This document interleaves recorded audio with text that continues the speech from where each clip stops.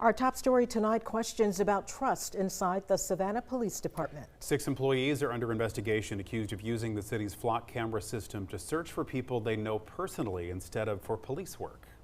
WSAV's Isley Herschel is live at City Hall after city leaders addressed the allegations today. So Isley, what did they have to say about this? Tina, Ben, the mayor, city manager, and police chief are all saying that these officers broke the trust of the public. Now, flock cameras are AI-powered license plate readers that police officers often use to help solve crimes. Now, since January of this year, these cameras have been used over 1 million times here in Savannah. But just last week, officials said that they have been misused 34 times here.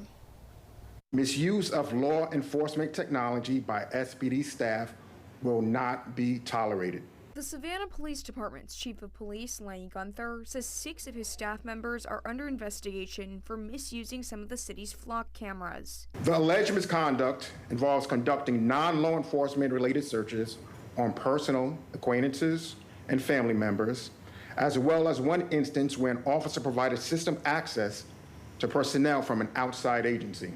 Those employees are now on administrative leave and may be terminated after SPD's internal investigation. They could also face criminal charges following an investigation by the Georgia Bureau of Investigations. Chief Gunther says over 300 employees of the SPD have access to these cameras, with close to 40,000 searches conducted just in 2026. 6 of those employees and 34 searches are now being investigated, but officials say they're confident that the majority of police personnel are using the cameras correctly. Mayor Vin Johnson says flock cameras have been able to provide support in solving many crimes in the city, among them the Felwood Park shooting in July. The cameras helped lead investigators to 3 individuals who were arrested in connection to that crime. If it was not for that, then that individual gets to get away and victimize someone else. I'd rather err on the side of being able to keep people safe and using everything that we have. We do not shy away from technology. Because of the alleged misuse, weekly audits of the system searches will now be in place. For those who may be concerned about their privacy regarding these cameras,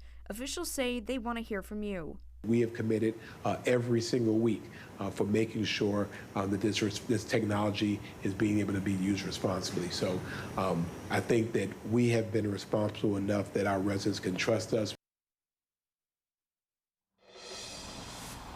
Now, as we told you last week, the Chatham County Police Department has opted in to a transparency portal. That way their community members can see just how their police officers are using this flock camera searching. But the officials here in Savannah are saying that they're hoping to do something similar here in the city. Live in Savannah, Isley Herschel, WSAV News 3 on your side. We have some breaking news to tell you about now. A heavy police presence in Savannah. Officers on the scene of a suspicious package found outside of a SCAD building, that's SCAD's Norris Hall. You're taking a live look right now at the area near East Broughton Street between Houston Street and East Broad. Details are limited at this time, but Savannah police are directing traffic away from that area as crews work. We will keep you updated on air and online as we learn more. And now to new developments in a 2021 murder case out of Tatnall County. 2 men accused of orchestrating the murder for hire plot were back in court today, each getting a new lead counsel. Nathan Weeks and Christopher Sumlin are 2 of the 4 people charged in the 2021 killing of Bobby Kicklighter. Weeks will have a new lead attorney after Shayla Galloway withdrew from the case, citing a conflict of interest. Judge Stewart approved the request and appointed Alan Sincox as Weeks' new lead counsel, expressing frustration that the latest change could delay the trial again. Sumlin also received a new lead attorney, with Patrick Gigsler taking over his case. I don't know if it's incompetence or intentional delay or a combination of the 2, but this case needs to proceed in a timely manner. I'm just putting you on notice. I'm expecting these cases to move in a timely manner. A trial date is scheduled for January 2027. WSAV will continue to follow this case with our continued coverage that you've only seen on News 3. WSAV is your local election headquarters. A debate over how elections are run in Jasper County is playing out tonight at City Council. A group of residents is pushing to change the county's unique voting system. Right now, the county is the only one in South Carolina where voters across the county help choose council members who represent districts they don't live in. The proposal would let voters decide whether only residents of a district should choose their own council representative. County Council delayed the issue last month.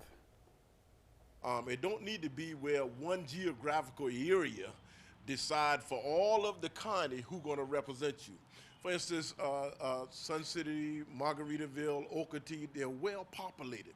This shouldn't be able to tell the people in Pocatello who's going to represent you. They shouldn't be able to tell the people in Coosawhatchee or Levy who's going to represent you. They should only tell who's going to represent them from their district and only from their district. Tonight's meeting is the last scheduled chance for County Council to put the question on the November ballot. Council Chairman Joey Rowell says that he doesn't expect a vote. If that happens, supporters say they'll begin collecting signatures to force the issue onto a future ballot.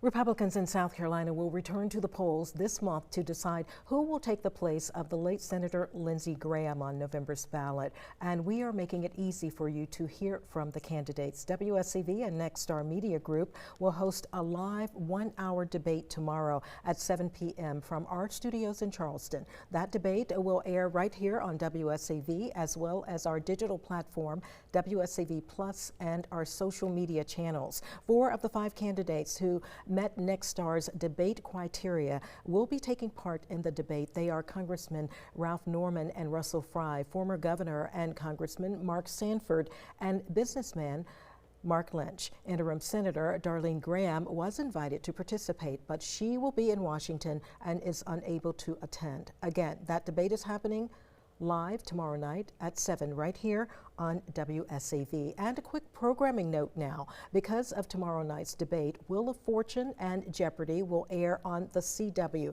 They'll both be on at their regular times. Will air on the CW at 7 p.m. and Jeopardy will air on the CW at 7:30. The first day of school is officially in the books for more than 33,000 Savannah-Chatham County students, and district leaders welcome students back while kicking off several new initiatives.